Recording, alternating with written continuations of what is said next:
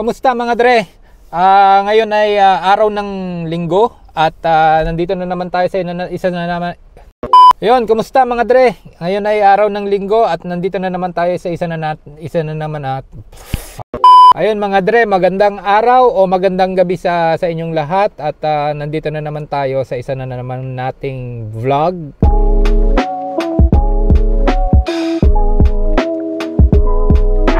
Ayun mga dre, magandang araw o magandang gabi sa inyong lahat at ngayon po ay nandito na naman tayo para sa isa na namang vlog at ngayon po mga dre ay araw ng linggo at magsisimula na naman tayo ng Uber Eats mga dre.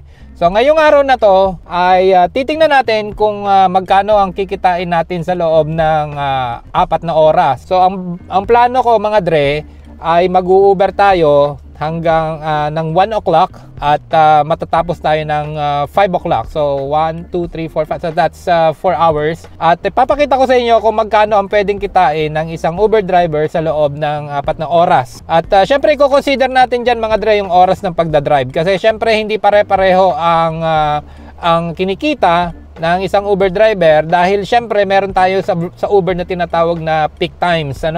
So yung mga peak times, ito yung mga oras kung saan maraming mga umu-order ng pagkain dahil ito yung mga oras na halimbawa sa umaga, almusal, at saka yung lunch time sa tanghali, at saka yung dinner sa gabi. So since mga dre ngayon ay 1:00 ng hapon at mag-u-Uber tayo hanggang 5:00 ng hapon, tingnan natin kung magkano ang kikitain natin sa oras na ito. Ito ay off-peak, kung tawagin natin. Yan ang gagawin natin ngayong araw na to. At mamaya, bago matapos tong vlog natin, ay ating titingnan kung magkano ang kikitain ko sa loob ng 4 na oras na yon during off-peak times ng Uber Eats. So samahan nyo ako mga dre, let's go!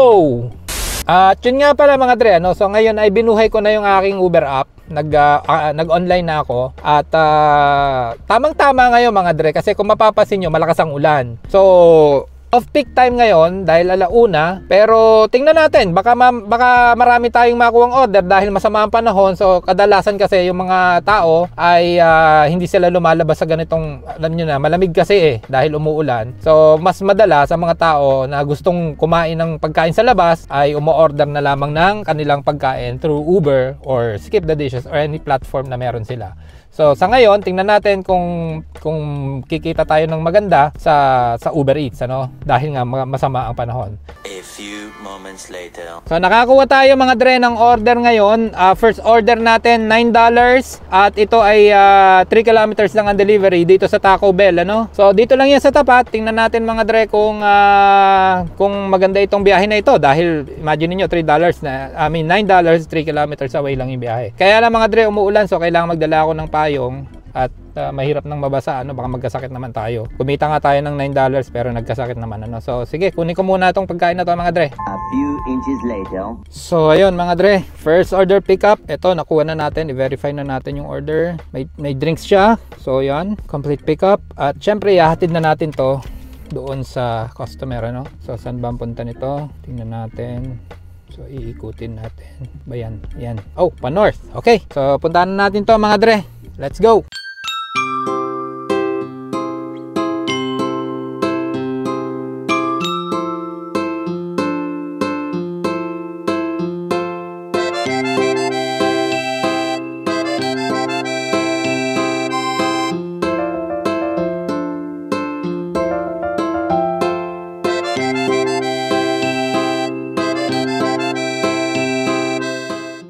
At yung mga dre, i-deliver na natin yung ating first order.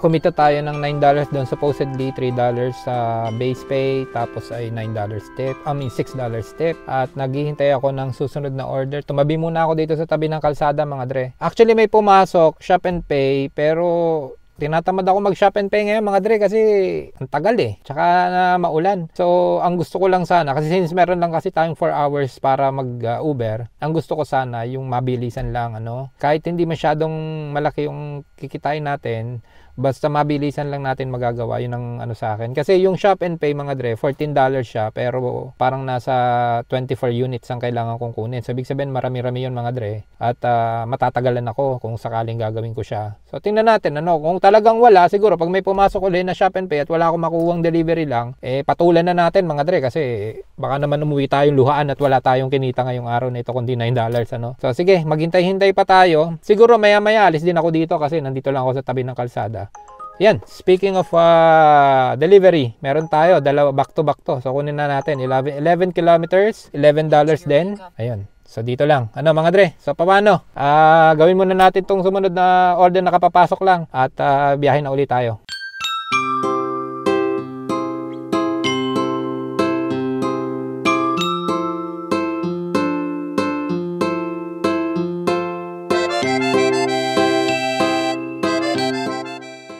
Bumalik ako mga dre kasi sabi nung nagtitinda nung pinuntahan ko yung nung pumunta ako doon ay hindi pa daw ready yung order, 5 minutes daw. So ayoko naman maghintay ng 5 minuto sa loob. Nakakagutom mga dre, bangong sa loob Tsaka bukod doon ay nakatayo lang ako. So dito na muna ako sa sasakyan. 5 minutes naman daw. So hintayin natin yung 5 minutes na yon. Babalik na lang ako maya-maya at kukunin ko yung order. First pick up to mga dre kasi itong nakuha natin is back to back. Magbabayad nga. Sabi ko nga kanina, magbabayad siya ng $11. 11 kilometers yung biyahe total sa first pick up at saka sa second pick up. So tingnan natin. Balikan natin after 5 minutes to. Ayun mga dre, nakuha na natin yung first pick up nating order at medyo natagalan, ano? Sabi kasi ng babae nga 5 minutes, pero okay na, nakuha na. So puntahan na natin yung pangalawang order natin mga dre. Teka, verify ko pala ito. Verify order verified. At puntahan na natin yung pangalawang order mga dre. Okay, dito lang siya sayang.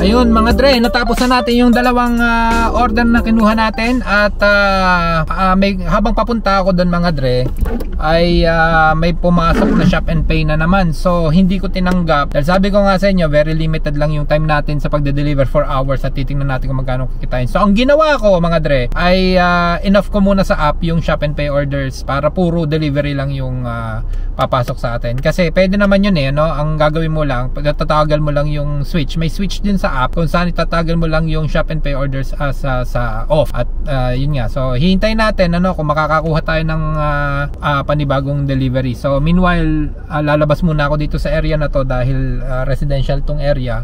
So hahanap ako ng lugar na pwede tayong mag-park, ano? Okay, sige, tayo na.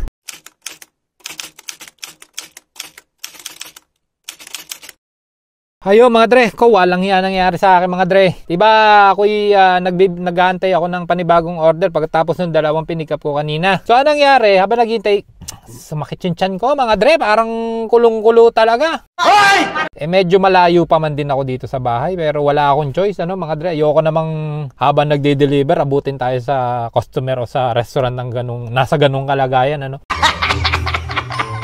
So nangyari, umuwi muna ako at ilang minuto din ang nawala sa oras natin mga dre, dahil medyo malayo nga yung pinanggalingan ko, siguro mga 15 minutes drive na to 20 minutes drive, tapos syempre pumunta ako sa bahay at yun nga, so ganun nga nangyari. Dahil kumulo nga ang tiyan ko ay di enough ko muna yung Uber Eats mga dre. So ngayon niresume ko na at maghihintay tayo ng delivery. Sabi ko nga kanina bago ako umuwi ay pinatay ko yung Shop and Pay dahil wala talaga tayong oras para sa Shop and Pay mga dre, dahil nga hanggang alas 5 nga lang yung ating delivery. Kaya ang gagawin natin mga dre ay tingnan natin kung magkano ang kikitain natin na puro deliveries lang, walang shop and pay. At mamaya sabi ko nga mamaya tingnan natin kung magkano. Walang yan nangyari sa atin mga dre. Hindi kagandahan ang experience na yan. Tagang ang sakit-sakit ng tiyan ko, biglang sumakit yung tiyan ko. Hindi ko alam, kanina pang umaga naman kami kumain ng ang nalmusal lang naman namin ay pansit canton at saka itlog at saka pandesal. Pero siguro ganyan talaga nangyayari minsan-minsan. Walang dahilan pero bigla na lang sasakit ang tiyan. So ayun mga dre, hintayin natin ang susunod na order. Sana pasukan na agad tayo para makabawi-bawi naman tayo sa oras. Okay, hintayin na natin.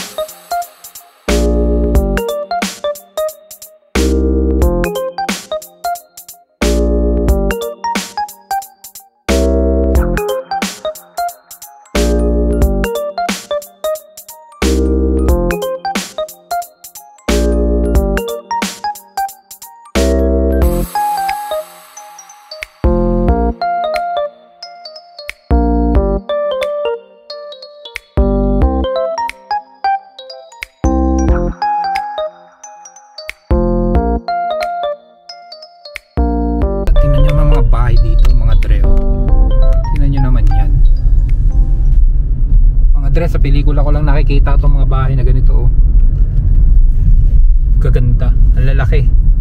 Alam nyo mga dre, mga bahay dito ang isang ordinaryong bahay mga dre ay nagkakahalaga na ng mga mahina ng 1 milyon ngayon mga dre. Itong mga bahay na to, tingnan nyo mga dre tingnan nyo naman yan kita nyo naman yung mga bahay na yan mga dre. Mahina 5 milyon dyan na dolyar mga dre tingnan nyo naman, parang cottage Turn left on Kirby Road. Grabe.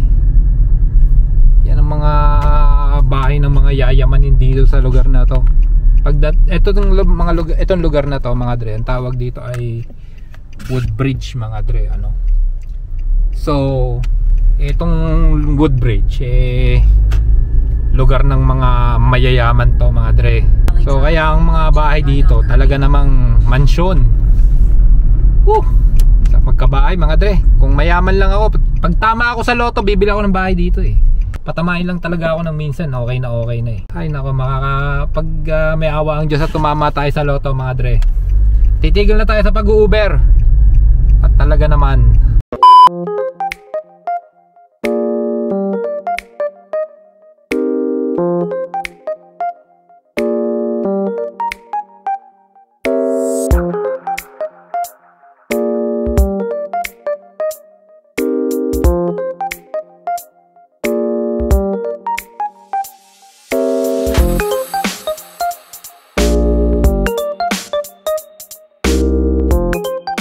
ay nako yung mga dre, nandito tayo sa Church's Texas Chicken at katulad kanina 5 minutes daw sabi dahil hindi pa ready yung order. Yun ang mahirap pag dumating ka sa restaurant tapos hindi pa ready yung order kasi mapipilitan kang maghintay. Syempre since limited lang yung time natin pag de-deliver ay wala tayong choice nakakahinayang lang din kasi yung oras na naghihintay lang tayo dito. Sa halip na alam niyo yun, yung pick up and go ba?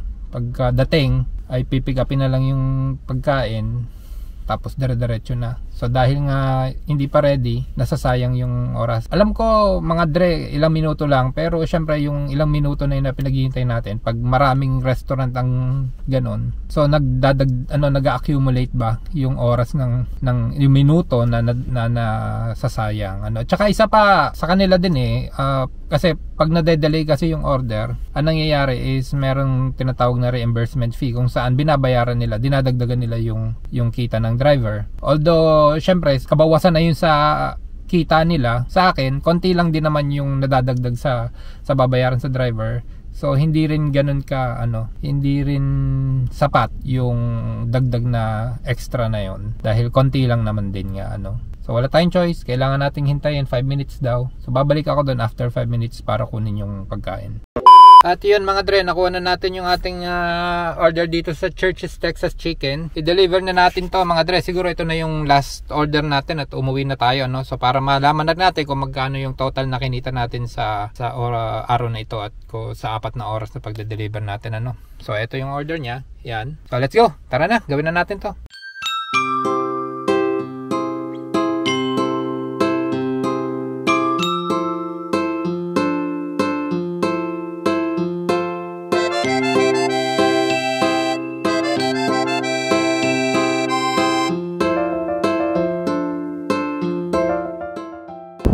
At ayun nga mga dre, na-deliver na natin yung last order natin. Lalakad na ako papunta sa sasakyan at magdadrive na ako pa uwi. Tapos hintayin natin, sabihin ko sa inyo kung magkano yung total na kinita natin lahat-lahat sa araw na ito, no? 6.5 hours later. At yun na mga dre, nandito na tayo sa bahay. Sa isang iglap ay nakarating tayo dito sa bahay mga dre. At tapos na ang ating pag-Uber Eats ngayong araw na ito. At nakatapos na rin tayo ng 4 na oras, ano mga dre. Pero ang ginawa ko, ngayon ay alas 6 na. Pero tinapos ko talaga siya ng 5:30. Syempre kasama yung biyahe papunta dito sa bahay. So inabot ako ng alas 6. At mga dre, nag-extend ako hanggang 5:30 dahil alam nyo naman na nangyari sa akin kanina, no? Sinama yung tiyan natin mga dre. Kaya yung nawalang oras ko doon sa pag-uwi ko sa bahay ay aking idinagdag naman, no? In-extend ko ng konti. 30 minutes lang naman mga dre, ano. Pag-usapan natin ngayon kung magkano ba ang kinita ko sa loob ng 4 na oras, ano. So nagsimula tayo ng 1:00 ng hapon at ngayon ay natapos tayo ng 5:30. So tingnan natin, buksan natin yung Uber Eats. Ayun mga dre, so ang kinita natin sa 4 na oras ay $53.20, ano. So yun ang kinita natin. Hindi ko alam, maaaring madagdagan pa to, maaaring ito na lang talaga kasi katatapos lang naman natin nung delivery dun sa pinaka-last ko na ginawa sa Texas Chicken. Hindi ko alam kung magkano kikitain natin dun talaga, ano. Pero sa ngayon ay $53.20 ang ating kinita sa buong 4 na oras, ano mga dre. So hindi na masama, ano. So ibig sabihin on average mga dre, pag nagda-drive ka ng Uber Eats ay pwede kang kumita ng at least $50 in 4 hours, ano. Yun ang maaaring sabihin nating average. Hindi natin isasama dyan mga dre yung mga hindi natin tinanggap na mga orders. Actually sabi ko nga kanina sa inyo, marami akong shop and pay na dinecline ko yung offer, ano. Meron ako nakita na parang mga $14 ganyan ang offer, merong $11. Pero sabi ko nga, inalis muna natin ang shop and pay dahil 4 na oras lang tayo magdadrive mga dre, eh. So kung gagawin natin yung shop and pay, malamang 1 oras ang bubunuin ko sa pagkuha lang ng order na yon. So sayang naman yung oras na magugugol natin, ano. Isipin niyo yung mga dre, sa loob ng 1 oras ang kikitain ko lang halimbawa is $14, di ba? So parang lugi naman tayo doon. So yon, mas mabuti na yung delivery lang. At least pag dating mo sa restaurant, kunin mo yung order tapos alis ka na, i-deliver mo na agad doon sa customer. So yon mga dre, so give or take around $50 ang pwedeng kitain ng isang Uber driver sa loob ng 4 na oras. So paano mga dre, hanggang dito na lamang muna ang vlog natin ngayong araw na ito at magkita-kita na lang ulit tayo sa susunod kong vlog. At muli po, ito po si Dennis para po dito sa Mayvitz Vlogs. At kung saan man po kayo naroon, parati po kayo mag-iingat at God bless po sa inyong lahat mga dre.